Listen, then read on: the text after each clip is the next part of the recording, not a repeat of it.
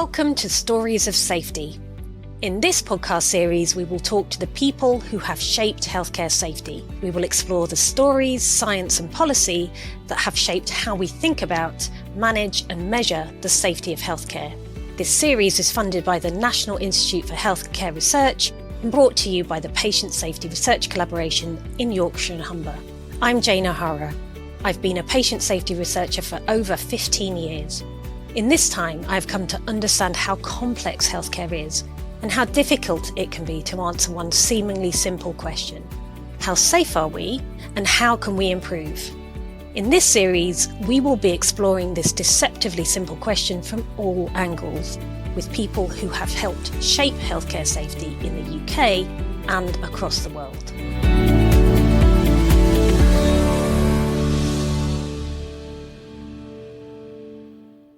In this episode, we are talking about systems.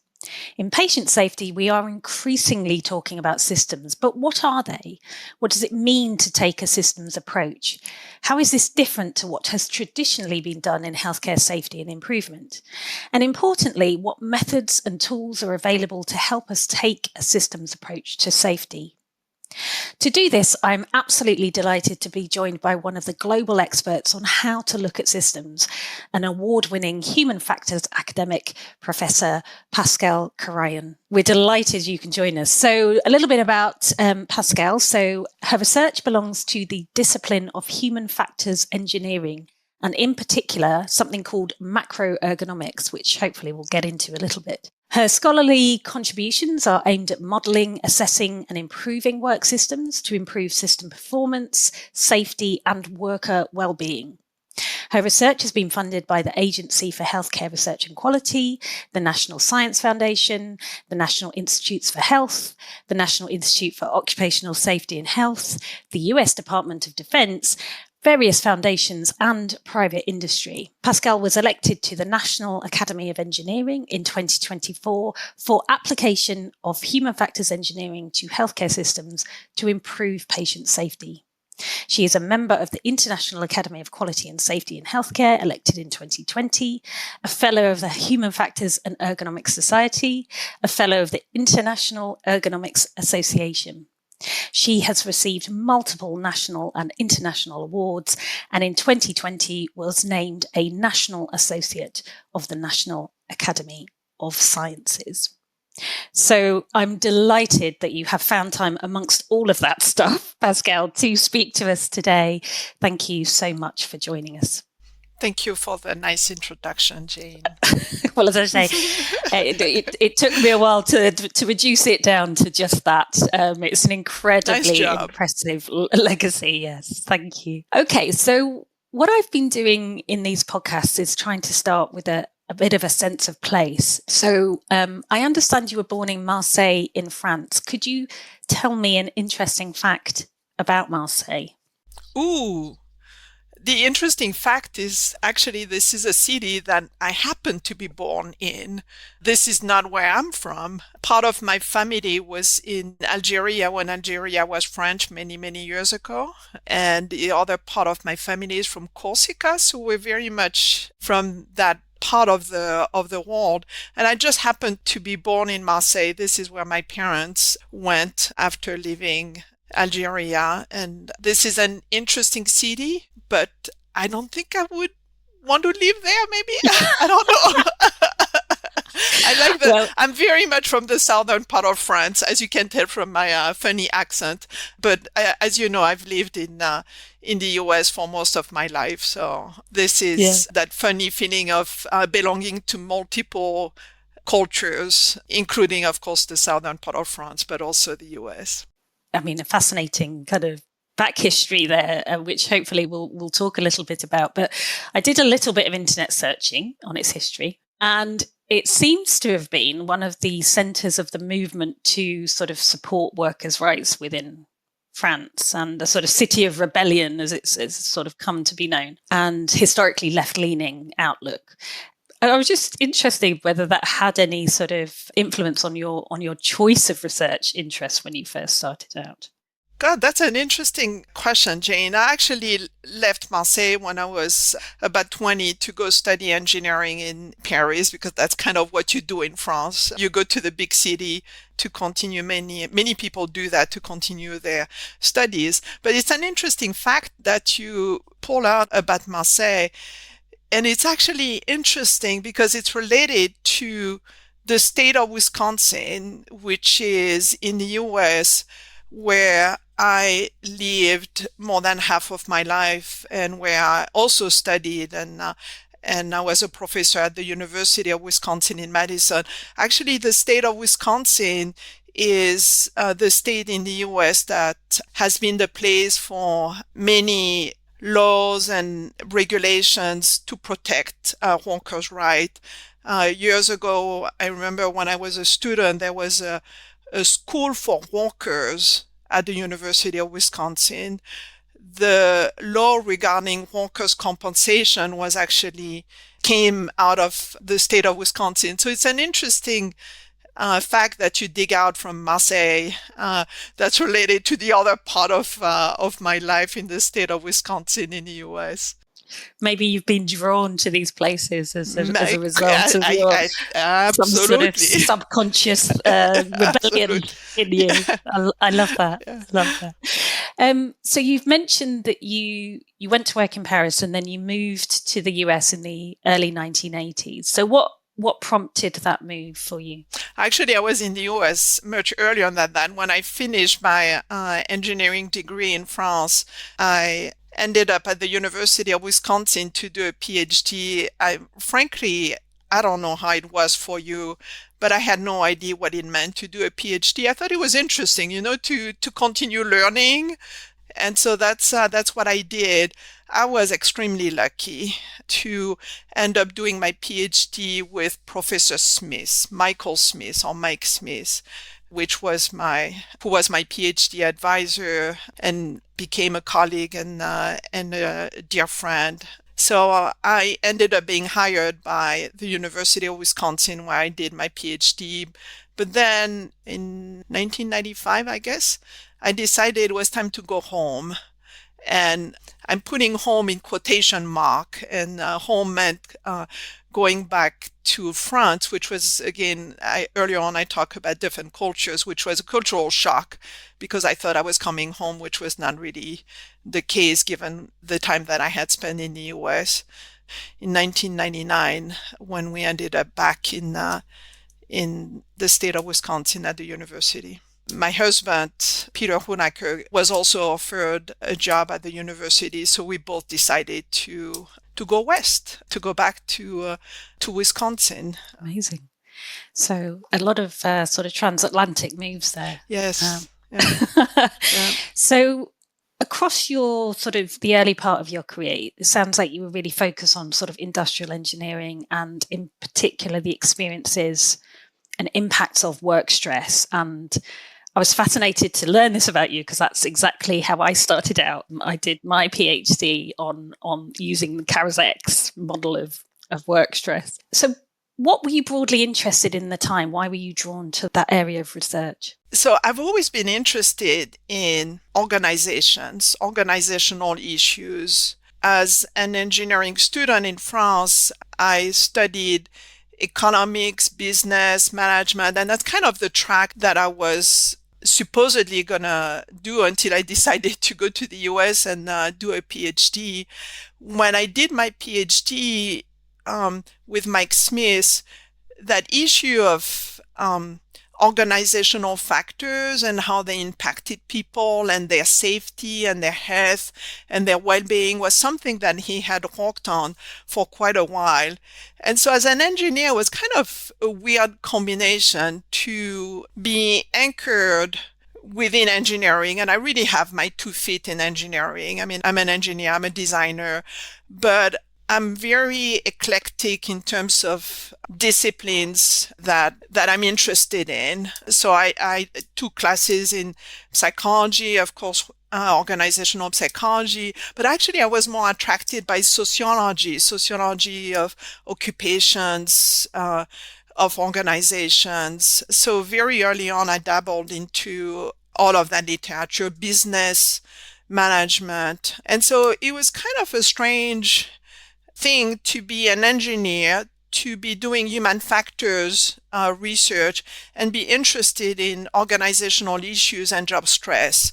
At that time, that didn't quite fit. And that's when I discovered microergonomics, and then I found my home. So it's almost as if you were interested in work stress, but in the context of the organization rather than as an individual sort of experience. Yes, absolutely. I mean, that was the perspective of Mike Smith. He had spent quite a number of years at the National Institute for Occupational Safety and Health, understanding the concept of job stress. And actually, Bob Karasek, that you mentioned earlier, was funded by the program that Mike led at the National Institute for Occupational Safety and Health. So understanding those factors, job demands and workload and job control, role ambiguity, role conflict. I mean, those were things that I learned very early on in my studies as a PhD student. I actually did my dissertation on job control and autonomy. Again, as an engineer, someone in industrial engineering and in human factors, that was kind of an unusual combination. And many years later, it all came together. I can see a theme here, slightly bucking the trend, slightly rebelling from the get-go. Love that. That sounds right. I love that. So how and why did you start getting interested in patient safety research? So actually, when Peter and I went back to the US in 1999, I was given the opportunity to start new research. And in the first part of my career, I had done a lot on job stress, but also looking at the role of technology, information technology, and its role in creating more stress, in mediating it, moderating it, and so on.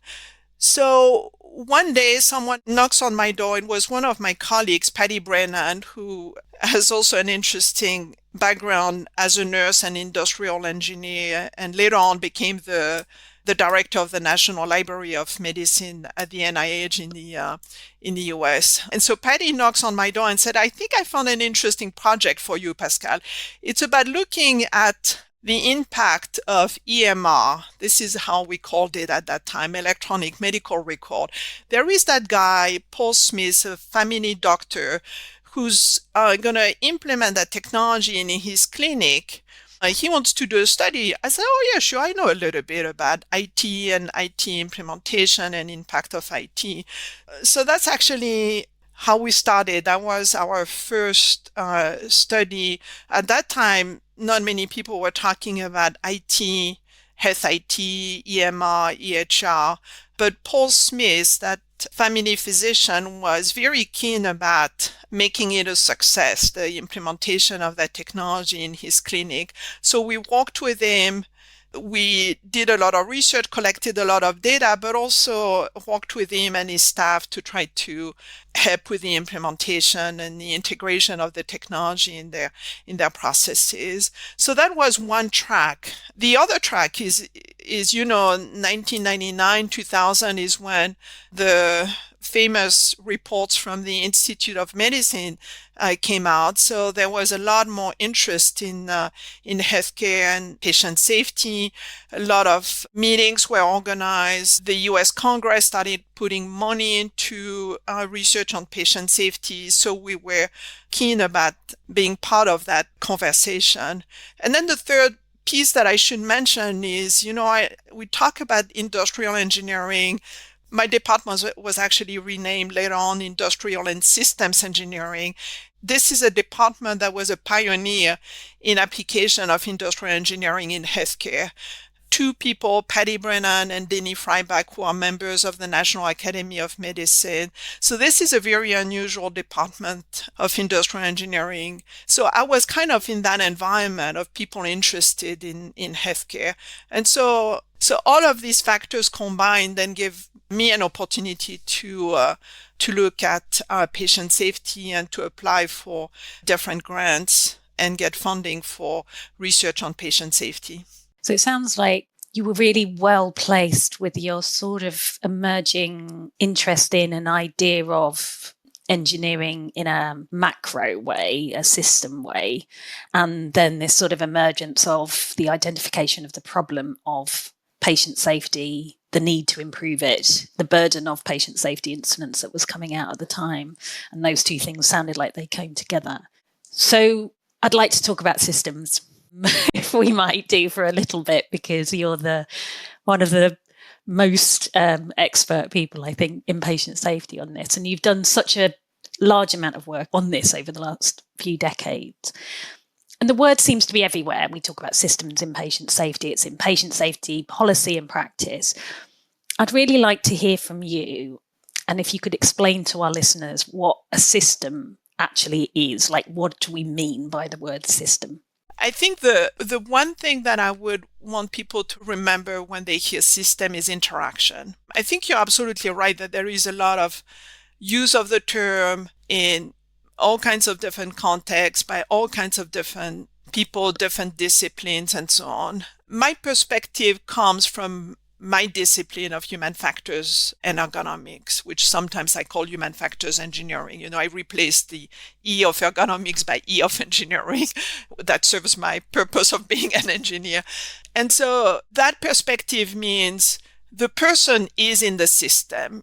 The way we describe the system is as having elements. And so the person performing tasks, using different tools and technologies, and all of that happening in a physical and organizational environment. And that idea of describing the system with these different elements can be applied to all kinds of situations, including what we're doing right now. You and I are talking, exchanging information.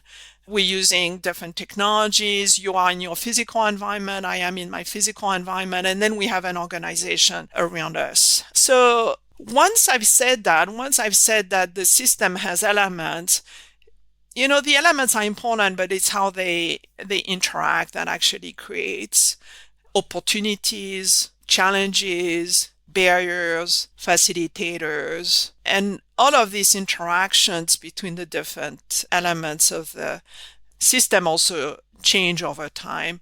So if that is a system, what does taking a systems approach to improvement actually mean? And how might that be different from other types of improvement? It's interesting because systems thinking actually belongs to all kinds of disciplines that are very different. Some are highly quantitative, of developing quantitative models of the system. Some are more based on basic quality improvement and the PDCA cycle, and I could go on and on. The way I tend to look at it is, let's try to understand that entire system. And once we understand that system, which is, I think, a big thing, is by saying these are the elements of the system and how they interact, I think that allows people to get a foot in the door of understanding what the system does instead of what I think or what someone thinks the system is. That idea of work as done and work as imagined. Once you start looking at the real work and its complexity, there are many, many different factors, and that can be really challenging. At the same time, to me, it kind of opens the door to improvement, but it's a continuous process. It's not easy. It's tough. And that process, I've used the term of human-centered design to describe that kind of the toolbox of methods and tools and techniques that we use in addition to the SEIPS model to analyze the system, come up with an intervention, implement it, evaluate it, and then continue those feedback loops and the continuous improvement process. In 2006, based on lots of things that you were working on at the time, including the balance model, you published with colleagues a paper that describes a way of looking at the system in the way that you've talked about there, which was part of the System Engineering Initiative for Patient Safety Programme. And it became known as you've said there, the SEIPS model. And I'm reliably informed from the SEIPS 101 paper that it is SEIPS, not SEIPS. Is that right? Yes. Yeah, there are all kinds of different ways of saying it. Yes. I thought this is probably the one thing that people can get from this podcast more than anything else is, how do you say SEIPS? Is it SEIPS? Yes, Pascale Carayon is saying it's SEIPS. Perfect. So could you tell me about how this framework came about, how you came to sort of develop this way of seeing systems and this model? So one of the key theme of everything that I've done is collaborations and team and multiple disciplines. And as you look at the group of authors of that paper, you're going to see a bunch of engineers, people in human factors, people who in nursing, so Patty Brennan. So you see all kinds of different people bringing their different perspectives. You know, your question earlier on about what a system is, we all came to the discussion about coming up with a model with all kinds of different definitions. So it took quite some time. And the end product ended up that SEIPS model that combines the work system model that Mike Smith and I had developed many, many years ago. It was actually published in 1989 with the Donabedian model or structure process outcome. And Maureen Smith, who's a health services researcher, brought that to us because we're talking about quality and safety of healthcare. And so then suddenly we started putting all of these pieces together. And of course, we're strong believers in feedback loops and learning, improvement, adaptation. And that's how the model came about. And I have to say, one of the reasons we were able to do that was because we had received funding from the Agency for Healthcare Research and Quality.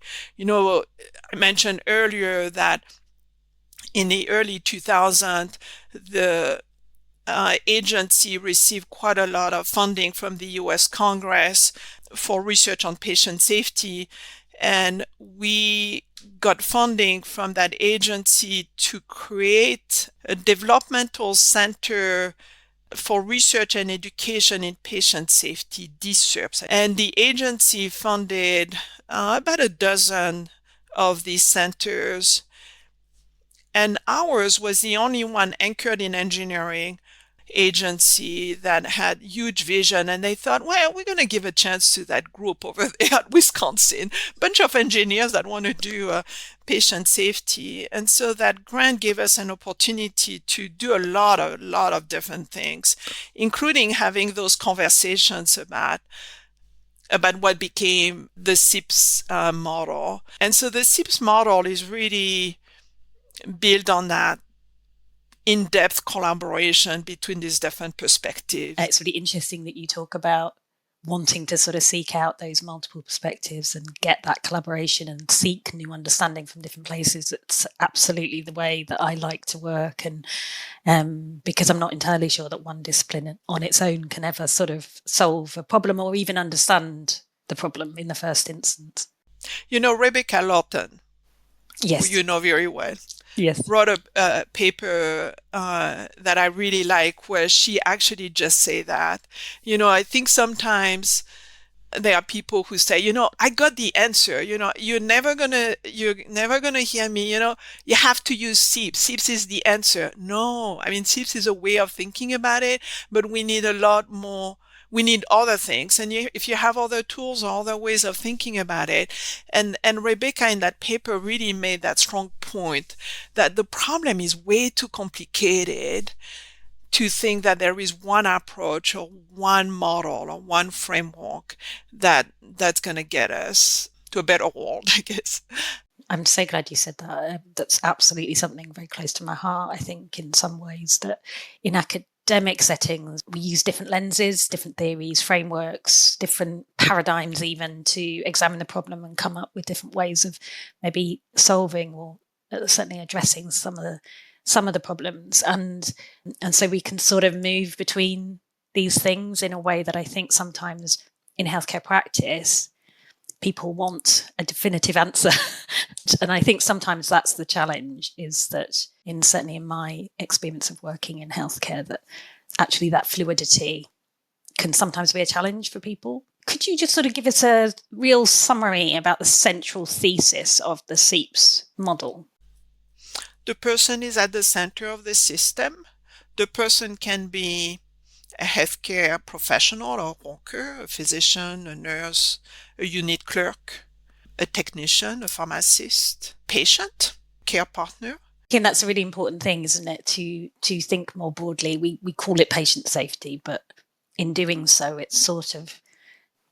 it was rightly a movement that sort of, I think, brought to the centre the fact that actually patients weren't passive, that there was all of this iatrogenic injury and all of that sort of stuff, but actually seeing it as healthcare safety, the safety outcomes for all those involved in the system. Obviously, the patient as recipient of that care is probably, the first, but actually we do need to think about the safety of the other protagonists in those processes as well, I guess. So that's a nice sort of counter. I think listeners in England are going to be particularly keen to hear from you, is because, of course, the SEIPS model has been recommended in the most recent NHS England guidance on responding to patient safety incidents. And it says in that policy, organisations are encouraged to use the national system-based learning response tools and guides or other system-based equivalents to explore the contributory factors to a patient safety incident or cluster of incidents and to inform improvement. And I'm interested in your take on this and what suggestions you would have for people working in safety within organisations who are using it for incident response rather than improvement. When that patient safety incident response framework came out, it was, wow, they're mentioning SEIPS. That sounds great. And then quite a number of people started contacting me, can you give a presentation on SEIPS, which I very happily did. And then I quickly realized that, and actually that's one thing I'm afraid of, is SEIPS being confined to analysis of incidents or events. And actually that's not how we designed it. And then there are many other great tools and methods and frameworks that have been developed to look at incidents. You had Charles Vincent, the London Protocol, and the revised, updated version that he and his colleagues published not long ago. This is just a great framework. So that was interesting that SEIPS was mentioned in that context. But I hope that it doesn't stay there. That people think about SEIPS also as a way of not just analyzing the problem, but moving forward with understanding what could be the solutions, trying things out, thinking about an intervention or a change as actually a system change. So using SEIPS to do the next step of designing the intervention, using SEIPS for designing the intervention, using SEIPS to think about the implementation, and then using SEIPS for the evaluation. So that's kind of what I'm afraid of, is SEIPS being confined to a framework for analyzing incidents, which I think is great. Again, this is fantastic. And there are many other concepts that need to be integrated in that process. Hopefully SEIPS can also be used by people to do the next steps after doing an analysis. It seems like you developed it to sort of guide the design of systems and the understanding of how things are working, rather than necessarily just a sort of retrospective look back.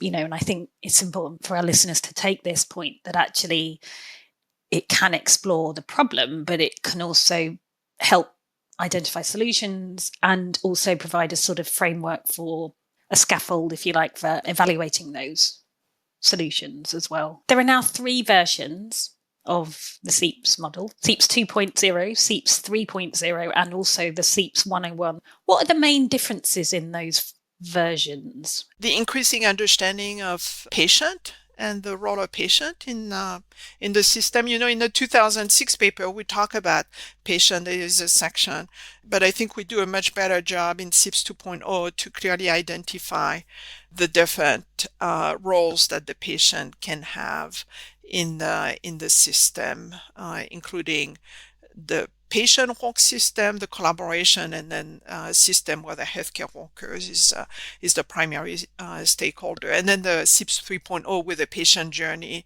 because, that's another thing I mentioned it earlier, is patient safety is tough when you look at, one particular unit or one particular setting, but this is not the way patients experience healthcare. They may be in the ICU or in the emergency room or visit their primary care physician, but their experience is a journey. They move between different settings. They do a healthcare at home, and so understanding that complexity, I think, has been an important feature of SEIPS 3.0. And then the SEIPS 101 was our desire by Rich and I to tell people you can do it. Sometimes I think we get so hung up about, oh, am I doing it right?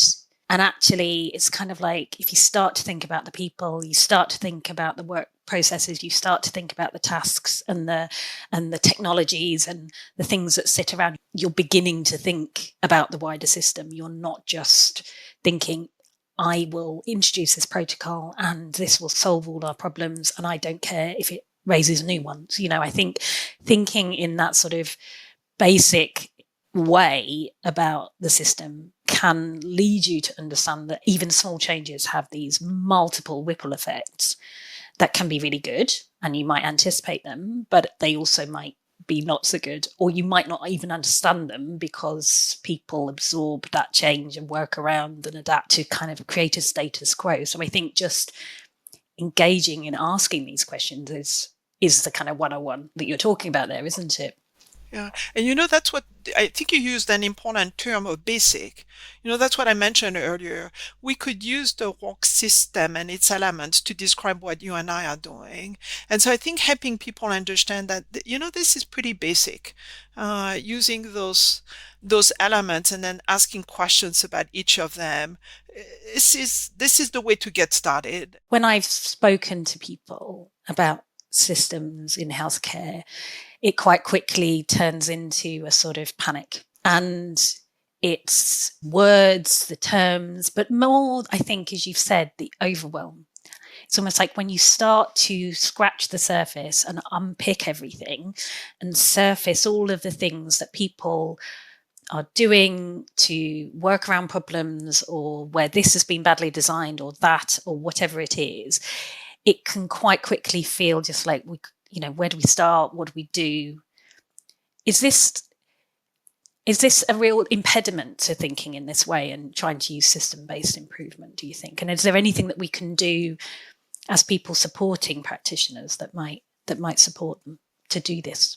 I persist in using the term system, which then I very quickly describe in people doing things with tools and in a physical and organizational environment. Okay, I said it pretty quickly. And then have people understand that if you do that type of analysis, it's a commitment to probably understanding that something was wrong that you did not initially. You're going to uncover things that you had not anticipated, which is great. I think the term I often think about is an analysis paralysis.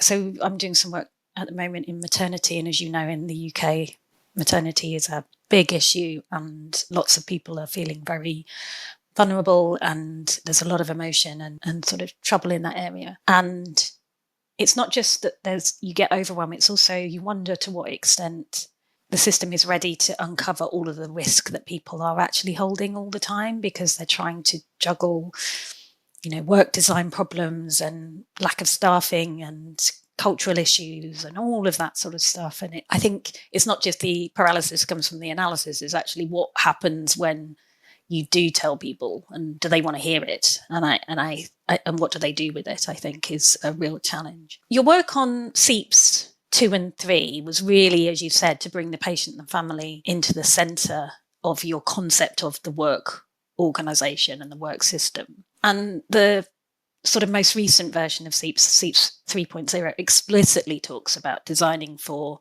and understanding the impacts of the patient journey across healthcare. And as you know, I've been long interested in the experience of patients and how they support patient safety, not just receive the sort of outcomes of patient safety. And you sort of talk in that paper about, and rightly, I think, that safety issues are often the most acute at the interfaces between the work systems that we set up or the organisations or services. How might taking an approach like SEIPS 3.0 be used to reduce those problems, those risks across the patient journey? I'm going to tell you a little story about one of the very first projects that we did. There were a lot of people in healthcare and patient safety. Why did you pick that? Well, it was opportunistic. One of our colleagues, Scott Springman, an anesthesiologist, was actually trying to figure out what was happening to patients arriving on the day of their surgery. So, outpatient surgery, they come in the morning, they leave in the afternoon. It's less than 24 hours.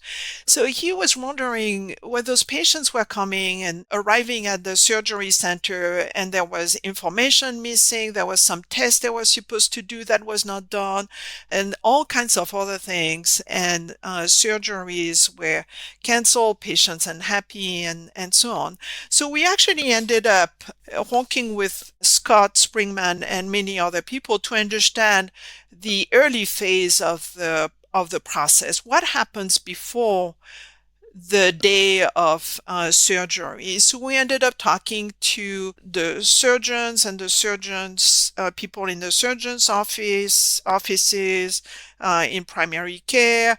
We ended up following patients when they came for multiple visits between the outpatient surgery. And then one day we said, okay, we're going to put together in a meeting. We brought together people from the outpatient surgery, anesthesiologist was there, the prep clinic, people from the pre-op clinic were there, people representing the surgeon's office, and there were like 6-7 people. We put them all together and we started talking about our research and our findings. And at one point in time, all of us researchers were silent and the people were talking to each other. Why do you do that? Oh, but I do that because ta ta ta ta ta ta. And they starting understanding each other, the other's perspective, that there was something that was done in the outpatient surgery, in the pre-op, in the surgeon office, whatever it was, that affected the others. And so understanding that they were part of process. And that then became really clear early on in that project. And this is a theme that we try to work on in all kinds of different projects. And then understanding that idea of process from the perspective of patients. So, we've done quite a lot of research in emergency departments. And an emergency department is kind of a place where a patient arrives and a patient leaves. And so you can do a lot within that context. But if you don't deal with the before and the after, you're not going to have a lot of impact. And that's where the transitions, the interfaces between systems then became really important. Doing that type of research where you look at interactions is tough. It is really tough. I mean, even as we've struggled to look at certain things because ethics between primary care and acute settings it's like almost set up so that you can't look at the interfaces. There's no data on outcomes between those two things. All of the outcome data is centered in these organizations. So those gaps in between are like these sort of black holes of data. And it's almost like the only way to really understand that is to understand the patient experience within that and get information from them. It's so interesting.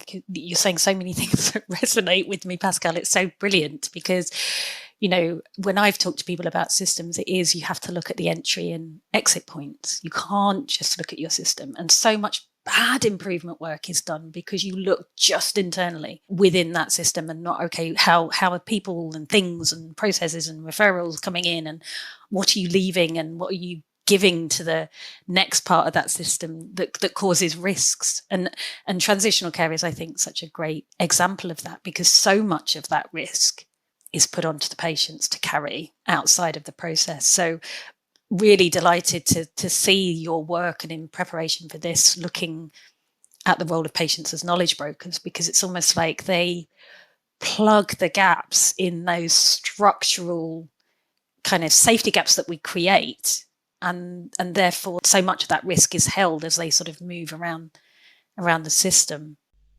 That was a really interesting side study to do on, you mentioned that paper on knowledge broker that Catherine Wurst, one of my PhD students, did. But that's that project where we looked at what happens to older patients who come to the emergency room and they leave the emergency room. So we looked at different transitions, in particular the transition back home. And one of the people who walked with us is the spouse of a patient who had been to the ED, I want to say, I think at least 15 times. And I was really privileged to learn a lot from her. And actually, one of the things she mentioned, in the US, we very often talk about caregivers as the family members. And Paula said, I'm not a caregiver, I'm a care partner. And so this is why you hear me use that term of care partners.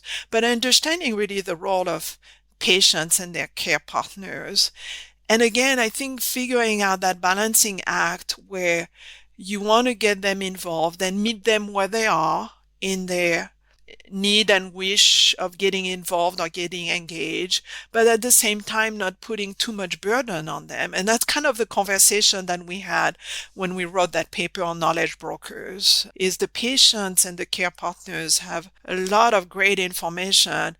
At the same time, how can we avoid putting too much burden on them that they have to fill in the gaps and filling the holes and close the gaps? I think that's the tension, and I think that's probably a follow-up to that paper that we should write about one of those days. I'll happily join you in that one. And it's almost like, okay, let's have an adult discussion. There are gaps, so what can we do in the meantime? But let's not leave it there. Let's try and reduce those gaps. It's a good interim measure, recognizing their role and their importance, but it should be a defense, not something that we rely on, because we can't fix those sort of structural safety gaps that we create, partly because we don't take their perspective. So I think that's one of the real strengths of centering the patient in the middle of that work system, is actually you start to see the world from their lens and understand how the system is working. And I think that's been my sort of perennial kind of thing. You can't understand safety unless you're actually understanding the safety work that patients and care partners are doing to keep themselves safe, and in acute settings keep other people safe. I mean, often they do things in wards to keep other people safe, which I think it goes unrecognized. So my final question on this is, do you think it can ever really be designed around the patient, and how might we get better at doing that? Well, I think with more people bringing that voice like you're doing and other people are doing. And I don't know how it is in the UK. In the US, more and more healthcare organizations have patient and family councils or advisory boards. And that's kind of the way to bring that voice, but also trying to figure out how to bring that perspective in the work of improvement, in the work of analysis and the work of improvement. And so I think it's really figuring out how do you bring those different voices, different perspectives, and whether, of course, the patient, the care partner perspective, the healthcare worker, and then, of course, I speak for my own discipline, and bringing people who come from human factors and ergonomics who bring a different lens to the analysis. You're such a significant part of this human factors legacy as a discipline. And I'm really interested in looking sort of back at it and then forward to the future of human factors. And I was reading your paper on balance theory and the work system model from 2009, your retrospective.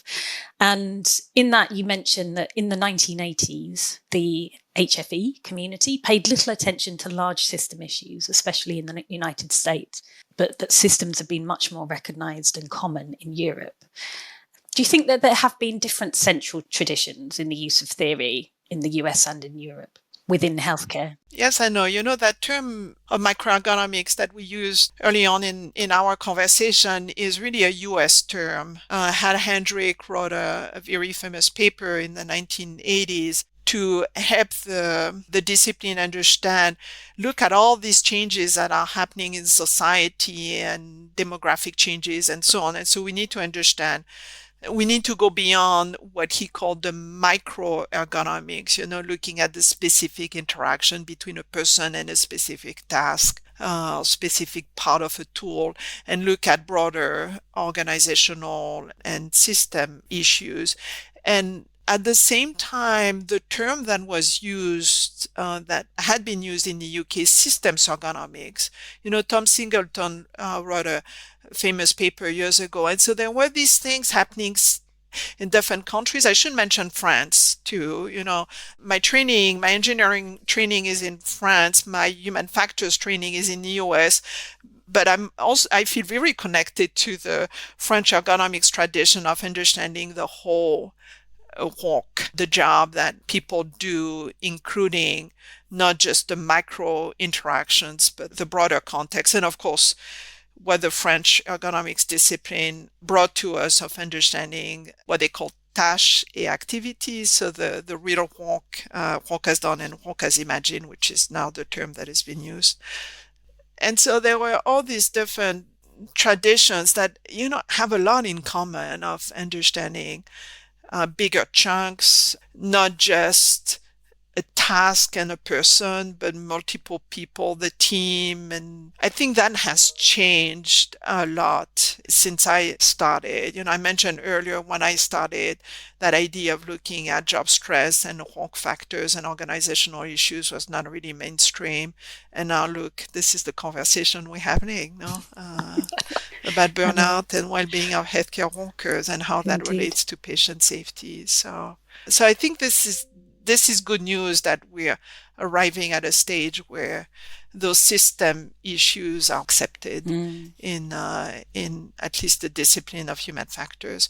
And I think in healthcare we still have a long way to go, but we're making progress. Well, indeed. I think there's been a lot more recognition, certainly within the UK, of the need for people in healthcare to be specifically trained in human factors. I think a lot of the sort of going on a human factors course for a day, 2 days, even a week, and then dabbling. Mm-hmm. And I think there's a sort of recognition that this is a discipline. What is your hope for human factors engineering in supporting patient safety, healthcare quality improvement in the coming sort of decade? Helping people understand that our discipline is very wide. I do a lot of things in human factors and ergonomics, but there are areas where, I don't know a lot. And so it's a very diverse discipline. I remind people that the Handbook of Human Factors and Ergonomics is a couple of thousands of pages. And you also talked about how to really integrate that knowledge. And, there is a lot of discussion, and a number of people have been involved in those discussions of how to embed human factors professionals in healthcare. And, the UK HFE Institute has put a lot of effort into that. We also need to figure out how to help them. Years ago, there was a couple of our former students who, with other human factors professionals embedded in healthcare, created that network. And because very often in a healthcare organizations, you may have one person with human factors training, and there's so much that they can do, that they can help with.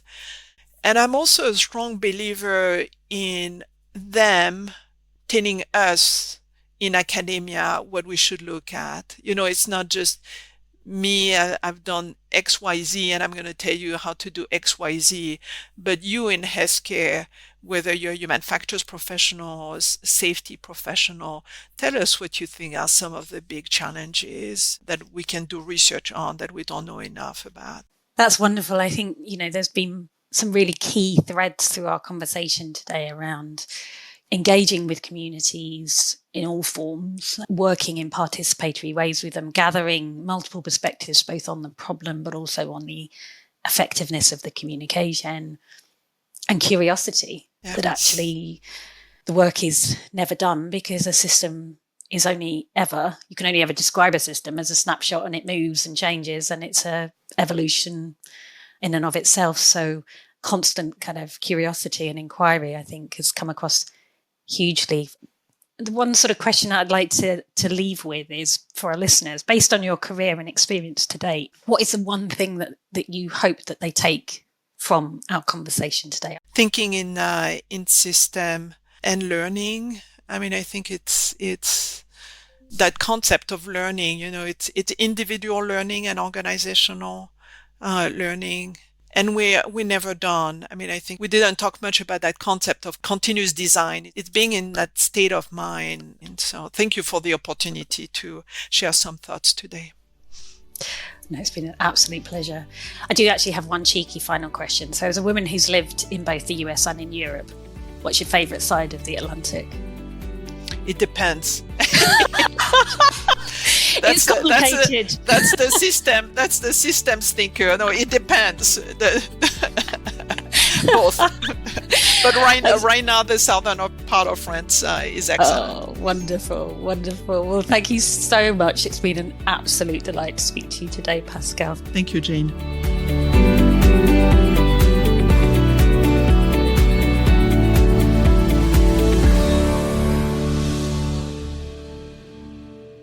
Thanks for listening. We hope you have enjoyed this episode and do check out the others in this 6-part series. The series is funded by the National Institute for Health and Care Research and brought to you by the Patient Safety Research Collaboration in Yorkshire and Humber. The views expressed by the guests are their own and do not represent those of the NIHR or the Department of Health and Social Care.